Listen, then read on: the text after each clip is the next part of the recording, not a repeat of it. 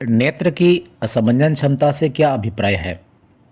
ये पहला प्रश्न है। तो नेत्र या अभिनेत्र लेंस की वह क्षमता जिसके कारण वह अपनी फोकस दूरी को समायोजित कर लेता है, समंजन क्षमता कहलाती है। कहने का तात्पर्य है कि अभिनेत्र लेंस के पास एक क्षमता होती है जिससे वो अपने फोकस दूरी को कम या अधिक कर लेता है। इसे ही समंजन क्षमता कहते हैं। अगर हम कृत्रिम लेंस की बात करेंगे तो उनका फोकस दूरी फिक्स होता है, पर अभिनेत्र लेंस में ऐसा बात नहीं है। वो अपने समय के हिसाब से फोकस दूरी को एडजस्ट करता है, समायोजित करता है, जो उसका समंजन क्षमता कहलाती है। नेक्स्ट क्वेश्चन है, निकट दृष्टि दोष का कोई व्यक्ति 1.2 मीटर से अधिक दूरी पर रखी वस्तुओं को सुस्पष्ट नहीं देख सकता। इस दोष को दूर करने के लिए प्रयुक्त संशोधक लेंस किस प्रकार का होना चाहिए? यहाँ पर आप देख सकते हैं मानव नेत्र या अभिनेत्र लेंस उत्तल लेंस के रूप में है, और बाहर आप देख सकते हैं एक हमने अवतल लेंस लगाया है जो कि निकट दृष्टि दोष को दूर कर रहा है। विद्यार्थी यहाँ ध्यान रखेंगे, निकट दृष्टि दोष को दूर करने के लिए हम प्रयोग करते हैं अवतल लेंस, जबकि दूर दृष्टि दोष को दूर करने के लिए हम उपयोग करते हैं या प्रयोग करते हैं उत्तल लेंस। तो इस प्रश्न का उत्तर है, निकट दृष्टि दोष को दूर करने के लिए अवतल लेंस का प्रयोग किया जाता है, अतः प्रयुक्त संशोधक लेंस अवतल लेंस होना चाहिए। नेक्स्ट क्वेश्चन है, मानव नेत्र की सामान्य दृष्टि के लिए दूर बिंदु तथा निकट बिंदु नेत्र से कितनी दूरी पर होते हैं?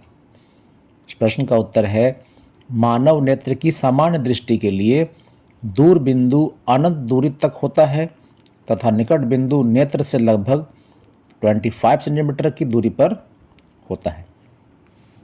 नेक्स्ट क्वेश्चन है, अंतिम पंक्ति में बैठे किसी विद्यार्थी को श्यामपट्ट पढ़ने में कठिनाई होती है। यह विद्यार्थी किस दृष्टि दोष से पीड़ित है? इसे किस प्रकार संशोधित किया जा सकता है? यहाँ पर आप देख सकते हैं निकट दृष्टि दोष को दूर करने के लिए समुचित अवतल लेंस का प्रयोग किया गया है। तो इस प्रश्न का उत्तर है, अंतिम पंक्ति में बैठे किसी विद्यार्थी को श्यामपट्ट पढ़ने में कठिनाई होती है तो विद्यार्थी निकट दृष्टि दोष से पीड़ित है। इस दोष में व्यक्ति निकट की वस्तुओं को स्पष्ट देख सकता है, लेकिन दूर की वस्तुओं को सुस्पष्ट देखने में कठिनाई होती है। अवतल लेंस के प्रयोग से इस दोष को संशोधित किया जा सकता है। नेक्स्ट क्वेश्चन है, अभ्यास वाले प्रश्न में से मानव नेत्र अभिनेत्र लेंस की फोकस दूरी को समायोजित करके विभिन्न दूरियों पर रखी वस्तुओं को फोकसित कर सकता है। ऐसा हो पाने का कारण है, पहला जरा दूरदृष्टिता, बी समंजन, सी निकट दृष्टि और डी है दीर्घ दृष्टि। तो हमने ये शुरू में ही एक प्रश्न लिया था समंजन क्षमता पर, तो यहाँ उसी बात को दोहराया जा रहा है कि मानव नेत्र या अभिनेत्र लेंस फोकस दूरी को समायोजित कर लेता है। तो ये क्या संभव कैसे हो सकता है? उसकी समंजन के वजह से। तो इस प्रश्न का उत्तर हो जाएगा समंजन। नेक्स्ट क्वेश्चन है, मानव नेत्र जिस भाग पर किसी वस्तु का प्रतिबिंब बनाते हैं वह है कॉर्निया, परितारिका, पुतली, दृष्टिपटल। इस प्रश्न का उत्तर हो जाएगा दृष्टिपटल, कि मानव नेत्र जो है दृष्टिपटल पर किसी वस्तु का प्रतिबिंब बनाता है और इसके संकेत जो है हमारे मस्तिष्क को मिलते हैं और हम वस्तु को देख पाने का बोध या ज्ञान प्राप्त करते हैं। नेक्स्ट क्वेश्चन है, सामान्य दृष्टि के वयस्क के लिए सुस्पष्ट दर्शन की अल्पतम दूरी होती है लगभग 25 मीटर, 2.5 सेंटीमीटर, 25 सेंटीमीटर और 2.5 मीटर। तो याद रखेंगे, ये एक इम्पोर्टेंट क्वेश्चन है ऑब्जेक्टिव टाइप के लिए कि सामान्य दृष्टि के लिए वयस्क के लिए सुस्पष्ट दर्शन की जो अधिकतम दूरी होती है वो है 25 centimetre. That is the least distance of distinct vision. 25 centimetre हमारा आंसर है। नेक्स्ट क्वेश्चन है, अभिनेत्र लेंस की फोकस दूरी में परिवर्तन किया जा सकता है पुतली द्वारा, दृष्टिपटल द्वारा, पक्षमाभि द्वारा या परितारिका द्वारा। तो ध्यान रखना है, लेंस जो है हमारा अभिनेत्र लेंस जो है उसकी फोकस दूरी में परिवर्तन करने के लिए सबसे बड़ा जो योगदान है वो पक्षमाभि पेशियों के द्वारा होती है। तो इसलिए इस प्रश्न का उत्तर हो जाएगा पक्षमाभि द्वारा। नेक्स्ट क्वेश्चन है, किसी व्यक्ति को अपनी दूर की दृष्टि को संशोधित करने के लिए -5.5 डायोप्टर क्षमता के लेंस की आवश्यकता है। अपनी निकट की दृष्टि को संशोधित करने के लिए उसे +1.5 डायोप्टर क्षमता के लेंस की आवश्यकता है। संशोधित करने के लिए आवश्यक लेंस की फोकस दूरी क्या होगी? पहला दूरदृष्टि के लिए और दूसरा है निकट की दृष्टि के लिए। तो पहला है दूर की दृष्टि के लिए। लेंस की क्षमता यहाँ पर दिया हुआ है -5.5 डायोप्टर। तो लेंस की जो फोकस दूरी होगी वो होगी 1/, लेंस की क्षमता। तो यहाँ पर 1/5.5 5.5 हम लेंगे मीटर, जो कि हो जाएगा -18 सेंटीमीटर, क्योंकि यहाँ पर हमारे पास जो डायोप्टर है वो -5.5 में है। तो इस प्रश्न का उत्तर पहले वाला का हो जाएगा -18 सेंटीमीटर। नेक्स्ट आते हैं निकट की दृष्टि के लिए। लेंस की क्षमता +1.5 डायोप्टर, लेंस की फोकस दूरी 1/, लेंस की क्षमता, तो 1/1.5 1.5 इक्वल टू हो जाएगा 66 सेंटीमीटर।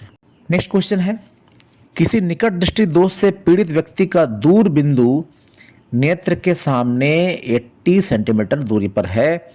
इस दोष को संशोधित करने के लिए आवश्यक लेंस की प्रकृति तथा क्षमता क्या होगी? इसको इस प्रकार हल करेंगे। दिया है वस्तु की दूरी -∞, दूर बिंदु, प्रतिबिंब की दूरी भी बराबर -80 सेंटीमीटर। हम यहाँ पर जो माइनस ले रहे हैं, निगेटिव ले रहे हैं, चाहे वो प्रतिबिंब की दूरी भी का बात करें या फिर यू का बात करें, तो इसलिए क्योंकि निकट दृष्टि दोष को दूर करने के लिए अवतल लेंस का उपयोग करते हैं और अवतल लेंस में हम लोग भी और यू को निगेटिव लेते हैं। तो माना फोकस दूरी बराबर f, तो 1/f = 1/v - 1/u, ये लेंस फॉर्मूला है। अब अपने अपने जगह पर वैल्यूज़ को रखा जाता है तो वो मिलेगा आपको 1/-80। तब जब फोकस दूरी हो जाएगा वो -80 सेंटीमीटर हो जाएगा, या फिर उसको 100 से भाग देंगे तो -0.8 मीटर। अब हम लेंस की क्षमता का बात करते हैं, तो वो है 1/, लेंस की फोकस दूरी, तो वो है 1/, -0.8 डायोप्टर। इसको हम लोग सॉल्व करते हैं, थोड़ा सा सिंप्लीफाई करते हैं, तो हमें मिल जाएगा -1.5 डायोप्टर। अतः इस दोष को संशोधित करने के लिए -1.25 डायोप्टर क्षमता वाले अवतल लेंस की आवश्यकता होगी। नेक्स्ट क्वेश्चन है, चित्र बनाकर दर्शाइए कि दीर्घ दृष्टि दोष कैसे संशोधित किया जाता है। एक दीर्घ दृष्टि दोष युक्त नेत्र का निकट बिंदु 1 मीटर है। इस दोष को संशोधित करने के लिए आवश्यक लेंस की क्षमता क्या होगी? यह मान लीजिए कि सामान्य नेत्र का निकट बिंदु 25 सेंटीमीटर है। सबसे पहले यहाँ पर फिगर हम देख लेते हैं। जो पहला ए है, दीर्घ दृष्टि दोष युक्त नेत्र का निकट बिंदु, और बी में दीर्घ दृष्टि दोष युक्त नेत्र, और सी में दीर्घ दृष्टि दोष का संशोधन। तो पहले वाले में जो है वो होना चाहिए, ए में दिखाया गया कि इस तरह का बनना चाहिए, तो दृष्टि पटल पर सारे किरण एक साथ मिलने चाहिए।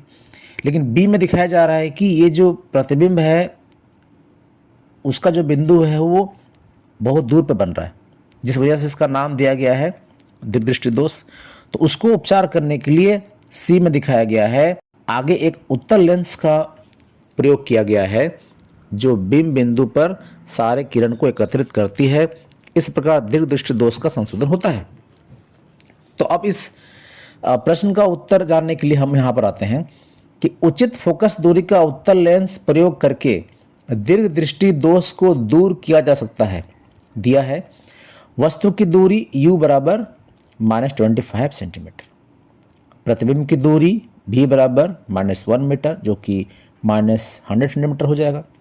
अब फोकस दूरी जो लेंस फॉर्मूला से हम निकालेंगे और वो निकाल लेंगे अपने अपने वैल्यू को रखने के बाद 1/v - 1/u में, और वो आपको मिलेगा f बराबर 1/3 मीटर। लेंस की क्षमता का बात करें तो वो होता है 1 लेंस की फोकस दूरी 1/3 डायोप्टर जो कि 3 डायोप्टर आएगा। अतः इस दोष को संशोधित करने के लिए 3 डायोप्टर क्षमता वाले उत्तल लेंस की आवश्यकता होगी। नेक्स्ट क्वेश्चन है, सामान्य नेत्र 25 सेंटीमीटर से निकट रखी वस्तुओं को सुस्पष्ट क्यों नहीं देख पाते? प्रश्न का उत्तर है, अभिनेत्र लेंस की फोकस दूरी एक निश्चित न्यूनतम सीमा से कम नहीं होती। सामान्य आंखों के लिए यह न्यूनतम सीमा 25 सेंटीमीटर है, इसलिए सामान्य नेत्र 25 सेंटीमीटर से निकट रखी वस्तुओं को सुस्पष्ट नहीं देख पाते हैं। नेक्स्ट क्वेश्चन, जब हम नेत्र से किसी वस्तु की दूरी को बढ़ा देते हैं तो नेत्र में प्रतिबिंब दूरी का क्या होगा? प्रश्न का उत्तर है, अभिनेत्र लेंस में यह क्षमता होती है कि वह अपनी फोकस दूरी को समायोजित कर सके, इसलिए वस्तु की दूरी कितनी भी हो, अभिनेत्र लेंस फोकस दूरी को समायोजित करके प्रतिबिंब को दृष्टि पटल पर ही बनाता है। इस प्रकार वस्तु की दूरी बढ़ने या घटने से भी प्रतिबिंब की दूरी पर कोई फर्क नहीं पड़ता है, अर्थात नियत रहती है। नेक्स्ट क्वेश्चन है, तारे क्यों टिमटिमाते हैं?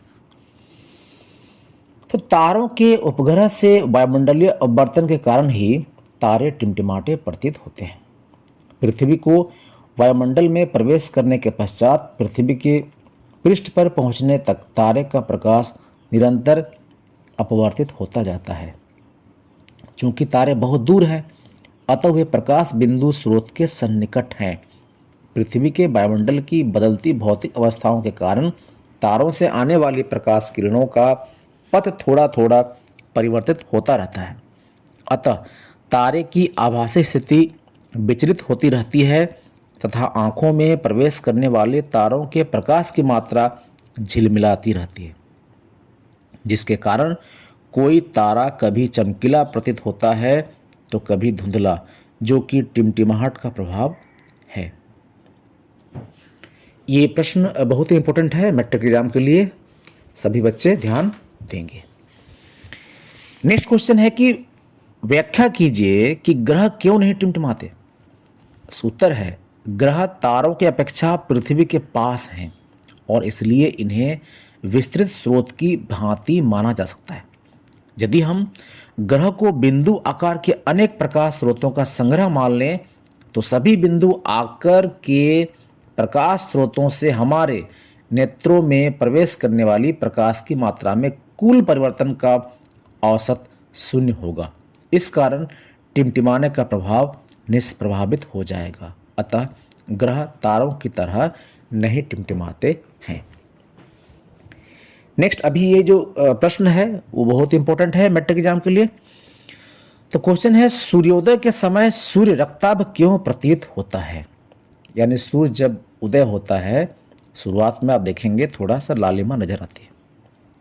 तो सवाल यहाँ पर इसीलिए बोला गया है कि सूर्योदय के समय सूर्य रक्ताभ क्यों प्रतीत होता है। इस प्रश्न का उत्तर है, सूर्योदय के समय सूर्य से आने वाला प्रकाश हमारे नेत्रों तक पहुंचने से पहले पृथ्वी के वायुमंडल में वायु की मोटी परतों से होकर गुजरता है। इस दौरान कम तरंगदैर्घ्य के प्रकाश के अधिकांश भाग का वायु में प्रकीर्णन हो जाता है।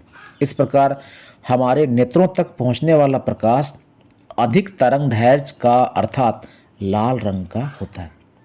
इसलिए सूर्योदय तथा सूर्यास्त के समय सूर्य रक्ताभ प्रतीत होता है। नेक्स्ट क्वेश्चन है, किसी अंतरिक्ष यात्री को आकाश नीले की अपेक्षा काला क्यों प्रतीत होता है? प्रश्न का उत्तर है, जब सूर्य का प्रकाश वायुमंडल से गुजरता है, वायु के सूक्ष्म कण लाल रंग जो कि बड़ी तरंगदैर्घ्य है की अपेक्षा नीले रंग यानी कि छोटी तरंगदैर्घ्य को अधिक प्रबलता से प्रकीर्णित हुआ नीला रंग हमारी आंखों में प्रकाश करता है और आकाश हमें नीला दिखाई देता है। अंतरिक्ष में वायुमंडल नहीं होने के कारण प्रकाश का प्रकीर्णन नहीं होता है और अंतरिक्ष यात्री को आकाश नीले की अपेक्षा काला प्रतीत होता है। तो मानव नेत्र और रंग बिरंगा जो संसार वाले पाठ में जितने भी प्रश्न हैं बहुत ही इम्पोर्टेंट है, बहुत ही महत्वपूर्ण है। इसमें से खास करके जो लॉन्ग क्वेश्चन है इसको आप याद कर लीजिए और मैट्रिक में अपनी एक छवि बनाइए। धन्यवाद।